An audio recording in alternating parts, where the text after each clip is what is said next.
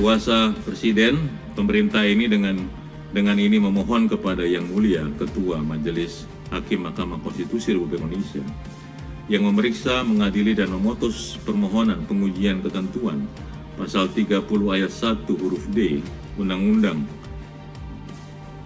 Republik Indonesia Nomor 16 Tahun 2004 tentang Kejaksaan Republik Indonesia, Pasal 39 Undang-Undang Republik Indonesia Nomor 31 Tahun 99 tentang Pemberantasan Tindak Pidana Korupsi, Pasal 44 Ayat 2, Ayat 5 serta khusus frase atau kejaksaan, Pasal 60 Ayat 1, Ayat 2 dan Ayat 3 khusus frase atau kejaksaan, dan Pasal 50 Ayat 4 khusus frase dan atau kejaksaan, Undang-Undang Republik Indonesia Nomor 30 Tahun 2002 tentang Komisi Pemberantasan Tindak Pidana Korupsi agar berkenan untuk memberikan putusan dengan amar sebagai berikut.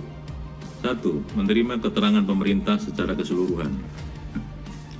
2. Menyatakan bahwa pemohon tidak mempunyai kedudukan hukum legal standing. 3. Menyatakan permohonan pemohon tidak dapat dimohonkan pengujian kembali nebis in idem. 4. Menolak permohonan pengujian pasal pemohon untuk seluruhnya atau setidak-tidaknya menyatakan permohonan pengujian pemohon tidak dapat diterima. It on van klik verklaar. Dan 5. Menyatakan pasal 30 ayat 1 huruf D Undang-Undang Republik Indonesia 16/2004 tentang Kejaksaan Republik Indonesia, pasal 39 Undang-Undang Republik Indonesia Nomor 31/99 tentang Pemberantasan Tindak Pidana Korupsi, pasal 44 ayat 4 dan ayat 5 khusus frase atau kejaksaan, pasal 50 ayat 1 ayat 2 dan ayat 3 khusus frase atau kejaksaan, Pasal 50 ayat 4 khusus frase dan atau kejaksaan dari Undang-Undang Nomor 30 Tahun 2002 tentang Komisi Pemberantasan Tindak Pidana Korupsi tidak bertentangan dengan Pasal 28D ayat 1 Undang-Undang Dasar 1945.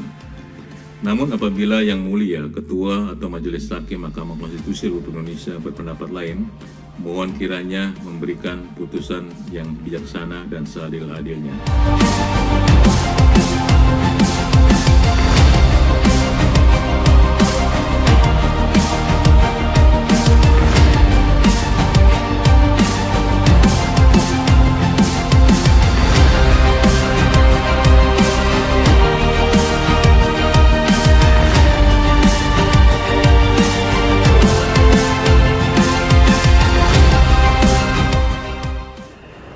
Alhamdulillah ya, barusan saja saya dan Pak Narendra dari pengurus pusat Persaja itu menjadi pihak terkait dalam permohonan uji material terhadap fungsi kejaksaan, yaitu fungsinya penyidikan di sini, ya kan? Di mana kami tadi menyampaikan keterangan bahwa intinya memang kejaksaan itu diberikan kewenangan penyidikan memang sudah merupakan praktek dunia internasional dan sudah menjadi kebijakan pemerintah saat ini yang berdasarkan kebutuhan praktek hukum hingga sekarang.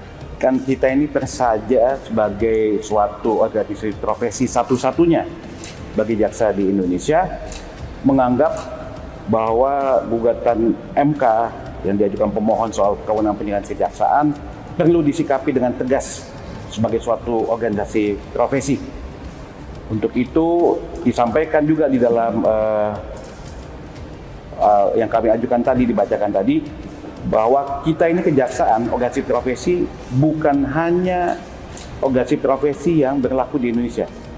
Karena Persaja juga menjadi anggota International Association of Prosecutors, di mana kami juga kutip itu di dalam pertimbangannya bahwa praktek jaksa yang juga menyidik dan menuntut juga diakui di dalam organisasi jaksa internasional sebagaimana termaktub dalam ketentuan IIP tadi. Dan jadi yang mau kami sampaikan adalah ini pentingnya adanya suatu pergeseran norma. Memang sempat disampaikan tadi pada saat sebelum ditutup sidang soal pemaknaan 284 KUHP. Kami memandang setelah perkembangan hukum dengan pesat, ingat itu tahun 81 ya, sudah puluhan tahun yang lalu, yang pesat yang memberikan jaksa kewenangan penyidikan penuntutan menjadi lebih banyak lagi. Sebagai contoh, dulu memang dalam common law penyidikan itu tidak dipunyai oleh lembaga kejaksaan Amerika Serikat. Namun saat ini, ya, kejaksaan Amerika Serikat pun dapat menginisiasi penanganan kasus tindak pidana. Ini perubahan yang mendasar yang tentu tidak tergambar pada konstitusi tahun 81. Belum lagi padahal juga disampaikan soal pelanggaran HAM yang berat. Berdasarkan statuta Roma, kejaksaan satu-satunya lembaga yang boleh melakukan penyidikan. Hal mana menjadi inspirasi undang-undang kita yang disebutkan bahwa kejaksaanlah satu-satunya penyidik yang dapat melakukan penyidikan untuk pelanggaran HAM berat. Jadi untuk itu tampaknya perlu adanya pemaknaan baru pasal 284 KUHP yang lebih sesuai dengan perkembangan zaman dan ilmu pengetahuan, khususnya perkembangan ilmu pengetahuan hukum.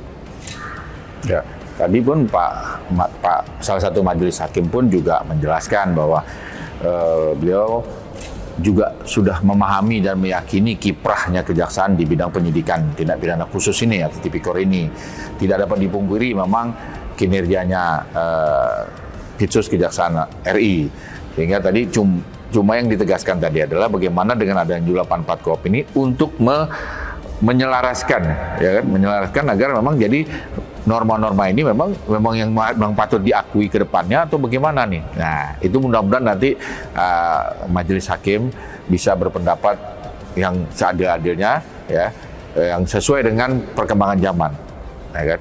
Beliau juga tadi menggambarkan adanya kewenangan-kewenangan yang memang dimiliki oleh kejaksaan, ya kan? Termasuk tadi pelanggaran HAM berat juga diakui bahwa itu hanya oleh jaksa, walaupun itu juga diinisiasi diselidiki pertama kali oleh Komnas HAM. Cuma memang itu kewenangan penyidikan yang diakui oleh beliau bahwa itu memang hanya dimiliki kejaksaan. Oleh karena itu digaskan bagaimana dengan situasi atau kedudukan 284 KUHP ini.